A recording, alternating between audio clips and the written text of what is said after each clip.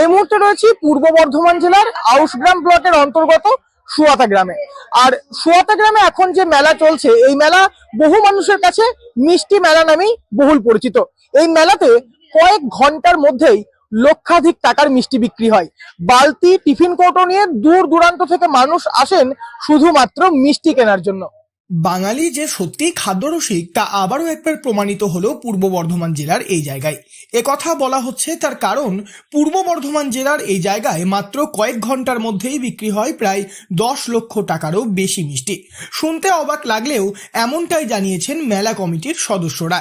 পূর্ব বর্ধমান জেলার আউশগ্রামের সুয়াতা গ্রাম, এই গ্রামেই চলছে একটি মেলা। অনেকের কাছে এই মেলা সুয়াতা বহমান পীরতলা মেলা নামেও পরিচিত।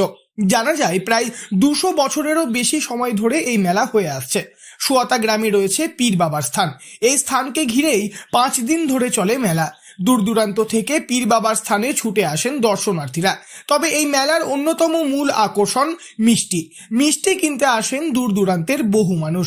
মিষ্টি কিনতে এসে ইব্রাহিম শেখ নামের এক ক্রেতা বলেন, এই যে টিফিন কোটো ভরে মিষ্টি নিয়ে যাবে। হ্যাঁ, আরো কি অনেকেই আসে? হ্যাঁ, গ্রাম ভর্তি একদম। সবাই কি মিষ্টি কেনে? সবাই মিষ্টি, এর মিষ্টির জন্য রেকর্ড এটা মেলাটা। তাই হ্যাঁ, অনেক টাকার মিষ্টি বিক্রি হচ্ছে। হ্যাঁ। আপনি কত টাকায় কিনবেন?